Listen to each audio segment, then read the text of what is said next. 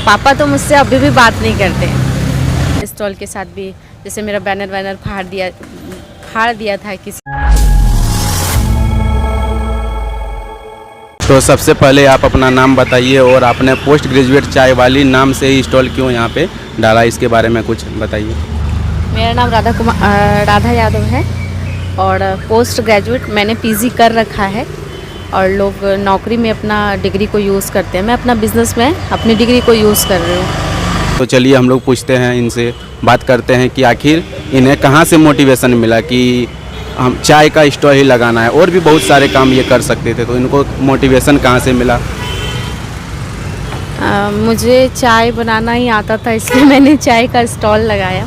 और इसमें ना इन्वेस्टमेंट जो होता है वो बहुत कम से आप शुरू कर सकते हो। और अभी जो हमारा जो अभी एज है उसके हिसाब से हमारे पास उतना ज़्यादा इन्वेस्टमेंट नहीं है कि हम कुछ बड़ा कर सकते हैं। बाकी बहुत कुछ कर सकते थे बट मुझे नहीं आता था बनाने के लिए, तो मैं क्या करती, मुझे खुद से स्टार्टअप करना था।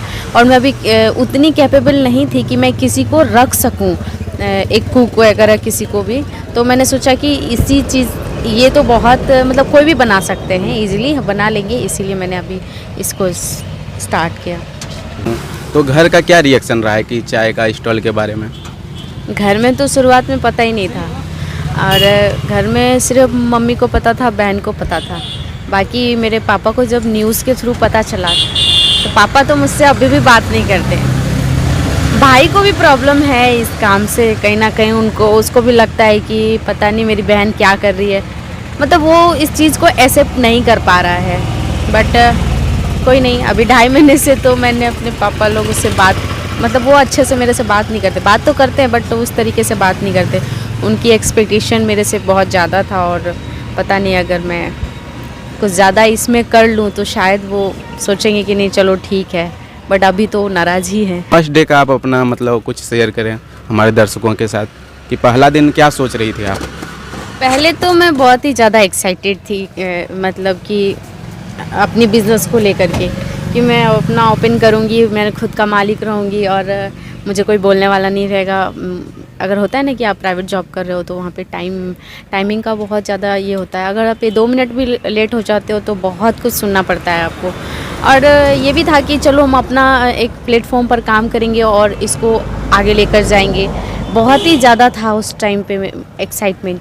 लेकिन जब हम इस स्टॉल पे उतरे उस वक्त, मतलब होता है ना कि आप देखने में बहुत इजी लगता है, लेकिन जब आप उस चीज़ को करने का स्टार्ट करोगे तो बहुत ही ज़्यादा डिफ़िकल्ट हो जाता है। और ख़ासकर मैं यहीं से बिलोंग करती हूँ, तो सामने में मतलब लोगों को फेस करना, दिक्कत तो हुई मुझे बहुत ही ज़्यादा। मैं स्टॉल के नीचे छिप जाती थी ताकि मुझे कोई देखे नहीं, क्योंकि मैं 7 साल नौकरी किया था और कहीं ना कहीं मेरी जान पहचान बहुत ज़्यादा बढ़ गई थी और मैंने मतलब बहुत अच्छे पोस्ट पर मैंने काम किया है। तो इसलिए भी मुझे कहीं कहीं लगता था, थोड़ी हेजिटेशन होती थी, बट अब नहीं लगती है। 15 दिन तक लगी, उसके बाद फिर सब ठीक हो गया। कि जैसा इन्होंने शुरुआत में सोचा था कि एक्साइटमेंट था, वो एक्साइटमेंट अभी भी इनके पास है या नहीं, या थोड़ा सा कुछ क्या प्रेशर, ये सारे कुछ इनसे हम लोग पूछते हैं। देखिए, मोटिवेट और डिमोटिवेट तो आदमी रोज़ ही होते हैं। लोगों की बात सुन कर के भी होते हैं, कुछ ऐसा कस्टमर का रिस्पांस होता है जिस चीज़ को फेस करने की वजह से वो लोग मतलब डिमोटिवेट होना ही होना है। जो बोलते हैं कि डिमोटिवेट मैं नहीं होता, होते हो आप, ऐसा नहीं है कि नहीं होते। लेकिन क्या है ना कि हम खुद को फिर से रात में जब हम सोते हैं ना, हम खुद को फिर से मोटिवेट कर देते हैं कि नहीं, हम जो किए हैं, अगर किसी ने मेरे को इस तरीके से बोला है तो बोलने दो, उनका तो काम ही है बोलना। और वो जो कुछ कर नहीं सकते वही ना बोलेंगे, जो कुछ कर सकेंगे वो क्यों बोलेंगे। और इस चीज़ को ना लोगों को, पब्लिक को एक्सेप्ट करने में थोड़ा टाइम लगेगा। उनको थोड़ा ऑकवर्ड सा लग रहा है, और उतना भी ज़्यादा ऑकवर्ड नहीं है, क्योंकि देखिए फल वाली होती है, सब्जी वाली होती है, वो लोग तो बेचती हैं, उनको भी उतना अच्छे से वो एक्सेप्ट नहीं कर पाते हैं। उनको भी लगता है कि हो सकता है बहुत तरीके का बात आता है उसके सामने, मतलब क्वेश्चन आते हैं बहुत सारे। तो उस तरीके का मैं रोज़ खुद को मोटिवेट कर लेती हूँ। और नहीं तो फिर इतना सारा यूट्यूब में मोटिवेशनल पड़ा है, तो मैं संदीप महेश्वरी जी की मैं बहुत बड़ी फ़ैन हूँ। मैं उसका रोज़ देख लेती हूँ, एक एपिसोड तो खुद ब खुद ही हो जाती हूँ मैं मोटिवेट। तो डिमोटिवेट का तो अभी सवाल ही नहीं है, मैं खुद को डेली मोटिवेट करके मैं आती हूँ स्टॉल पे। और मुझे अभी यहाँ पे काफ़ी मज़ा आता है, मतलब बहुत ही अच्छा। अगर मैं किसी दिन घर पर रह जाऊँ किसी एक दिन, पहले मैं संडे को ऑफ रख रही थी तो मुझे बहुत बोरिंग सा फील होता था, क्योंकि इससे मैं बहुत ज़्यादा अभी जुड़ चुकी। तो अब मुझे कुछ नहीं लगता, मुझे बहुत अच्छा लगता है। अब मेरे गाँव के भी लोग आते हैं तो मुझे लगता है कि आ जाओ, अच्छे से उनको भी चाय बना के पिला देती हूँ और मुझे बुरा नहीं लगता। तो MBA चाय वाला और ग्रेजुएट चाय वाली, उनके बाद अब आई है पोस्ट ग्रेजुएट चाय वाली। तो आपको कहाँ से मोटिवेशन मिला कि हमें, आपको कोई तो ऐसा होगा पर्सन जिनसे आपको मोटिवेशन मिला कि उनका वीडियो देख के या कुछ बात करके, तो आपको कहाँ से मोटिवेशन मिला कि मैं भी अपना पोस्ट ग्रेजुएट चाय वाली हूँ करूँ? संदीप महेश्वरी के बारे में आपने बताया, इनके अलावा कोई ऐसा मोटिवेशन जहाँ से आपको मोटिवेट हुई? MBA चाय वाला ही को ही मैंने देखा था, बाकी उसको देखने के बाद प्रियंका गुप्ता का भी वीडियो मैंने देखा था, ऐसा नहीं कि मैं नहीं देखी थी। और दोनों से भी मुझे कहीं ना कहीं मोटिवेट हुई मैं। तो प्रियंका चाय वाली जो कि लड़कियों के लिए एक मिसाल बन चुकी है। वैसे तो MBA चाय वाले बहुत पहले ही उन्होंने अपना स्टार्ट कर चुका था, पर एक लड़की होकर जब उन्होंने चाय बेचना स्टार्ट किया तब उनसे ये काफ़ी मोटिवेट हुई कि एक होता है कि एक कोई अगर सामने से कोई उसी तरह का करे तो आप आसानी से कर सकते हैं। आसान नहीं होता, पर एक कि कोई लड़की कर रही है तो वहाँ से इन्होंने मोटिवेशन लिया।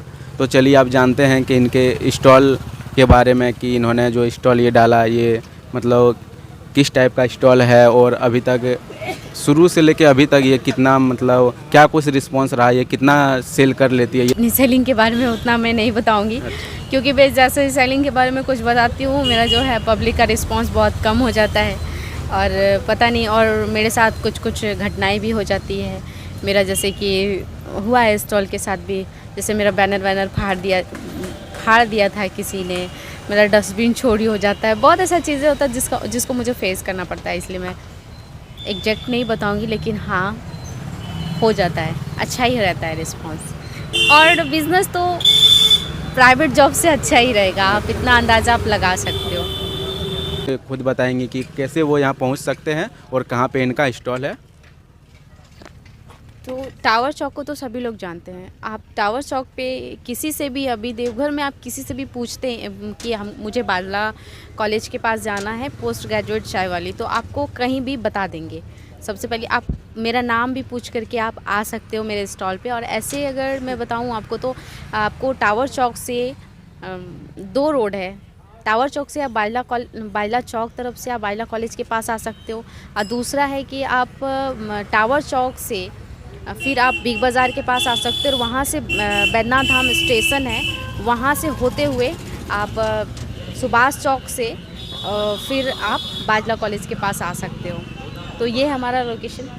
और आप मेरा नाम अभी कभी कहीं भी पूछेंगे कि पोस्ट ग्रेजुएट चाय वाली के पास मुझे जाना है, तो कोई भी टोटो वाला, रिक्शा वाला, कोई भी आपको यहाँ पे पहुँचा देगा इजीली। स्टॉल में देखिए आपको लिखा हुआ मिल रहा होगा पोस्ट ग्रेजुएट चाय वाली, और साथ में चाय दियो, यानी कि ये हमारी झारखंड की लोकल लैंग्वेज है कि हम लोग किन्हीं को अगर हमारे घर में गेस्ट आते हैं तो उनसे पूछते हैं चाय दियो। और इसके साथ में आपको लिखा होगा कुल्हड़ में चाय पिया करो, इस बहाने देश की मिट्टी को चूमने का अवसर मिलेगा। तो देख सकते हैं बहुत ही अच्छी चाय है, और आप जैसा घर में चाय पीते हैं नॉर्मली बना के, उसी तरह का चाय है। तो ऐसा कुछ नहीं है कि आपको कहीं लगेगा कि हम बाहर चाय पी रहे हैं। तो बहुत ही अच्छी चाय है इनकी।